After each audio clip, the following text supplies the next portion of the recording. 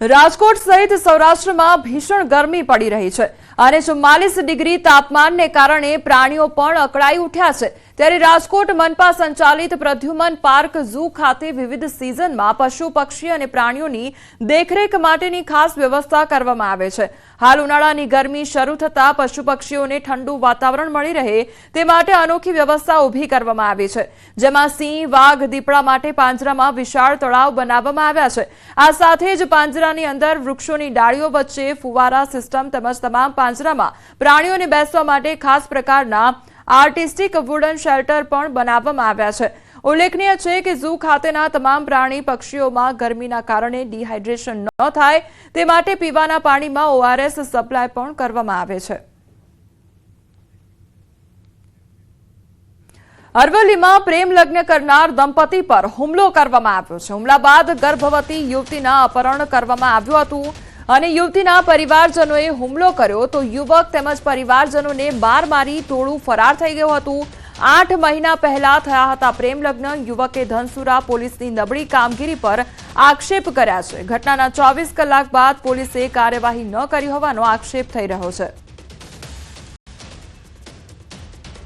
મહિનો જાય છે બરાબર, અને પોલીસ કોઈ જવાબ આપતી નથી આ બાબતે, તો મારી વાઈફનું અને મારા છોકરાનું શું એમ। મહેસાણામાં જૂની અદાવતમાં ગાડીમાં તોડફોડ કરવામાં આવી છે। નાની કડીમાં ગાડીમાં તોડફોડની ઘટના બની છે તો ઘર આંગણે પડેલી ગાડીના કાચ તોડી દેવામાં આવ્યા હતા અને કડીના નાની કડી ખાતે દેવ બંગલોઝમાં બનેલી ઘટના મારામારીની અદાવત રાખી તેજેન્દ્ર સહિત અન્ય શખ્સ બાઇક પર આવ્યા હતા। તેજેન્દ્ર નામના શખ્સ વિરુદ્ધ લેખિત ફરિયાદ આપવામાં આવી હતી તો ગાડીમાં તોડફોડ કરવામાં આવી હતી તેમજ ગાડીના કાચ પણ તોડી પાડવામાં આવ્યા હતા। ઘર આંગણે જે ગાડી પડેલી હતી તે ગાડીના કાચ ફોડી તે શખ્સો ફરાર થયા હતા તો નાની કડીમાં ગાડીમાં તોડફોડની ઘટના બની છે અને તે અંગેનો વિડીયો પણ સામે આવ્યો છે। સીસીટીવી ફૂટેજમાં આખી ઘટના કેદ થઈ છે તો ઘર આંગણે જ જૂની અદાવત રાખીને આ ગાડીમાં તોડફોડ કરવામાં આવી હતી। સંવાદદાતા કેતન અમારી સાથે જોડાઈ ગયા છે। કેતન, જૂની અદાવતમાં કારમાં તોડફોડ કરવામાં આવી હતી, કઈ રીતે ઘટનાને અંજામ આપવામાં આવ્યો હતો?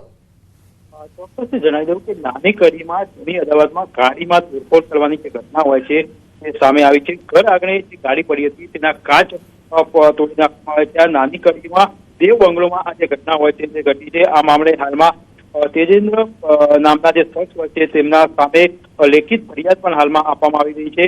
મારામારીની અદાવત રાખી તેજેન્દ્ર સહિત અન્ય શખ્સો દ્વારા બાઇક પર આવ્યા હતા અને તોડફોડ કરવાની હાલમાં જે રજૂઆત હોય છે તે રજૂઆત કરવામાં આવી છે। જી કેતન, સમગ્ર માહિતી બદલ આપનો આભાર। સુરતમાં નાનપુરા જૈન મુનિને ફટકારાઈ છે સજા અને જૈન મુનિ શાંતિ સાગરજીની સજાનું એલાન કરવામાં આવ્યું છે। કોર્ટે આરોપીને 10 વર્ષની સજા સંભળાવી છે। દુષ્કર્મ કેસમાં દોષી જાહેર થયો હતો જૈન મુનિ। 8 વર્ષ બાદ દુષ્કર્મ કેસમાં કોર્ટે ચુકાદો આપ્યો છે। કેસમાં 60 જેટલા પુરાવા રજૂ કરવામાં આવ્યા હતા। 250 પાનાની ચાર્જશીટ કરવામાં આવી હતી। ફાઇલ અલગ અલગ સાક્ષીઓને તપાસવામાં આવ્યા હતા અને આ અંગે હવે ચુકાદો આપવામાં આવ્યો છે। કોર્ટે 10 વર્ષ કેદની સજા સંભળાવી છે।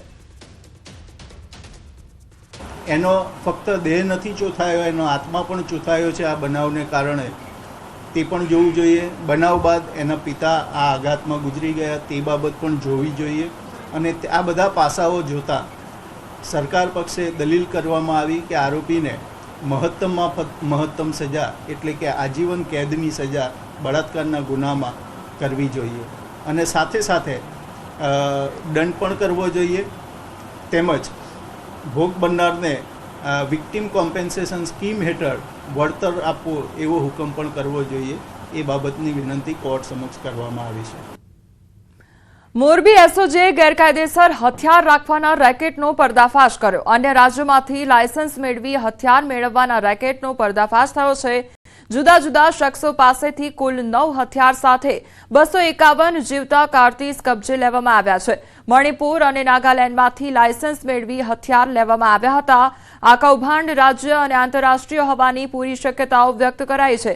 મોરબી એસઓજીએ ઓપરેશન હાથ ધર્યું છે। સાથે જો આવા ગેરકાયદેસર હથિયાર કોઈ પાસે હોય તો પોલીસનો સંપર્ક કરવા અનુરોધ કરવામાં આવ્યો છે। સુરતમાં સરકારી લાયસન્સ કોલેજની માંગ પૂરી થશે અને સાયન્સ કોલેજની માંગ પૂરી થશે. તેમાં સરકારી સાયન્સ કોલેજ માટે જગ્યા ફાળવવામાં આવી છે, તો લસકાણા પાસેના વાલક પાટિયા પાસે ફાળવવામાં આવી છે જગ્યા. તો વરાછા અને કામરેજના વિદ્યાર્થીઓને લાભ પણ થશે. શિક્ષણ વિભાગે 2025-26ના વાર્ષિક બજેટમાં 52 લાખની જોગવાઈ કરવા દરખાસ્ત કરી હતી. આ દરખાસ્તને મુખ્યમંત્રીએ મંજૂર કરી છે. વર્ષો જૂની માંગનો ટૂંક સમયમાં અંત પણ આવશે, તો કોલેજના બાંધકામની કામગીરી વહેલી તકે પૂર્ણ થશે. સાયન્સ ફેકલ્ટી જે શરૂ કરવી જોઈએ એ તમામ ફેકલ્ટીઓ આ સાયન્સ કોલેજની અંદર અમે પ્લાનિંગ કરીશું. આ એક વિઝનથી અમે આગળ વધી રહ્યા છીએ. એનું કોલેજનું ભવન પણ એ રીતે બનાવીશું કે સ્ટેપ બાય સ્ટેપ જે રીતે જગ્યાની જરૂર પડે એ રીતે અમે એનું વધારો કરતા જશું. અમદાવાદ મ્યુનિસિપલ કોર્પોરેશન આગામી સમયમાં શહેર તમામ પ્રકારની મિલકતોનું જીઓ ટેગિંગ કરવાની યોજના ઘડી રહ્યું છે. ડ્રોન ટેકનોલોજીની મદદથી સર્વે કર્યા બાદ આખો ડેટાબેઝ તૈયાર કરવામાં આવશે. રહેણાંક અને કોમર્શિયલ એમ તમામ મિલકતો પર સ્કેનર લગાવી તેનું ટેગિંગ કરવામાં આવશે. જીઓ ટેગિંગ બાદ દરેક મિલકતને યુનિક કોડ પણ આપવામાં આવશે. ક્યુઆર કોડમાં મિલકત ધારક અને એએમસીની તમામ માહિતી સ્ટોર કરવામાં આવશે. તો હાલ કોર્પોરેશનના ચોપડે 17 લાખ આસપાસ મિલકતો નોંધાયેલી છે, જેનાથી 2200 કરોડના ટેક્સની આવક થાય છે. પણ હજી એક ઘણી મિલકતો એવી છે કે જે એએમસીના ચોપડે નોંધાયેલી નથી, જેનો આ પદ્ધતિથી સર્વે કરી તેનો ડેટા એકત્ર થશે અને એએમસી ચોપડે ન નોંધાયેલી હોય તેવી તમામ મિલકતોનો રેકોર્ડ મળશે. તો આખી યોજનાના અમલ બાદ શહેરમાં ફૂટપાથ કે રોડ પર ઊભા રહી ધંધો વ્યવસાય કરતા તમામ લોકોનો ડેટા પણ એકત્ર કરવામાં આવશે, જેથી દેશના જુદા જુદા ભાગમાંથી ધંધા રોજગાર માટે આવતા લોકોની માહિતી એકત્ર થઈ શકે, જેના આધારે બજેટ સંબંધી આગોતરી તૈયારી કરી શકાય. આ ઉપરાંત એએમસીના સોલિડ વેસ્ટ વિભાગના વાહનો પણ એ જ કોડને સ્કેન કરી પોતાની હાજરી અને કચરો એકત્ર કરવાની કામગીરી કરશે. પ્રોપર્ટીના રેસિડન્સ અથવા તો કોમર્શિયલ અને હાઈરાઇઝ બિલ્ડિંગોમાં નીચે સ્કેન લગાવવામાં આવશે. પરિણામે મહાનગરપાલિકા દ્વારા એક મલ્ટિપલ ડેટા તૈયાર થશે. આ ડેટા અનેક વિધિ આપણને ઉપયોગ છે. ત્યાંનો ઓનર કોણ છે, માલિક કોણ છે. અમદાવાદના નિકોલનો વિડીયો વાયરલ થયો છે. ભર ઉનાળે ચોમાસા જેવો માહોલ જોવા મળ્યો છે. ગટરના પાણી રસ્તા પર ફરી વળ્યા છે અને વાહન ચાલકો ભર ઉનાળે ચોમાસા જેવો માહોલ સર્જાયો છે. ગટરના પાણી બેક થતા રસ્તા પર ગટરના પાણી ફરી વળ્યા છે.